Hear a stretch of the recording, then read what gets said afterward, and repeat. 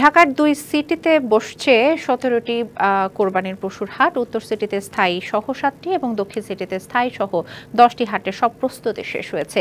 ইজারার নিয়ম অনুযায়ী হাট বসবে ঈদের আগের ৫ দিন। তবে এর মধ্যে প্রস্তুত হওয়া হাটগুলো আগেভাগেই কোরবানির পশু নিয়ে আসছেন ব্যাপারীরা।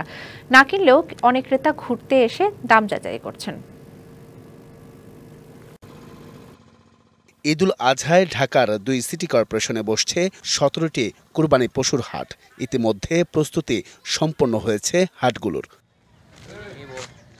উত্তর সিটিতে স্থায়ী গাবতলী সহ মোট ৭টি হাটের ইজারা সম্পন্ন হয়েছে, যার মধ্যে রয়েছে গাবতলী স্থায়ী হাট, উত্তরা ডিয়াবাড়ি হাট, ভাটারা পশুর হাট, পীরপুর ৬ নম্বর স্টার্ন হাউজিং, কাওলা শিয়ালডাঙ্গা, খিলক্ষেত ও বাড্ডা। এছাড়া ঢাকা দক্ষিণ সিটি কর্পোরেশনে ১০টি কুরবানি পশুর হাটগুলো হচ্ছে Khilgaon rail gate, institute of leather technology, Postogola মেলাদিয়া, Dhania Dholaikhal Amulia model, Rahmatganj club, Shyampur little friends club. এদিকে প্রস্তুত সম্পন্ন হওয়ায় ইতিমধ্যে কুরবানি পশু আনতে শুরু করেছেন ব্যাপারীরা।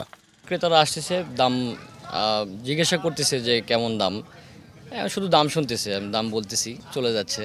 এর দাম হচ্ছে ১২ লক্ষ টাকা। এর নাম হচ্ছে চলন মিলের রাজা। বরাবরের মতোই এবারও চাহিদা বেশি দেশি গরুর। দেশি গরুর ভিতরে অল্পের ভিতরে যতটুকু নেওয়া যায় বোঝা যায় সে অনুযায়ী, কারণ দেখলাম অনেক কিছু দাম বেশি, একটা যাচ্ছে ৭ লাখ, একটা যাচ্ছে ১২ লাখ, তো এটা আমাদের শুনতে একটু কঠিনই। প্রাথমিক পর্যায়ে আমরা আসছি যে গরুগুলো আসলে যাচাই বাছাই করার জন্য বা রেটের দেখার জন্য। এবার ঢাকা উত্তর সিটি হাটগুলোতে ক্রেতারা ভিসা কিংবা ক্রেডিট কার্ডের মাধ্যমে ক্রয় করতে পারবেন কোরবানি পশু, বললেন উত্তরের মেয়র।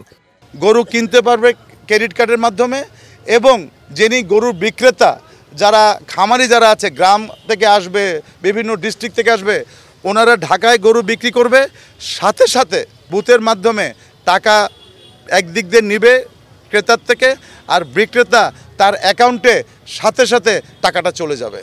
তবে ঢাকার মহানগর পুলিশ ঘোষণা দিয়েছে, অনুমতি ছাড়া কোথাও হাট বসলে জব্দ করা হবে পশু। Ariful Islam, DBC news, Dhaka.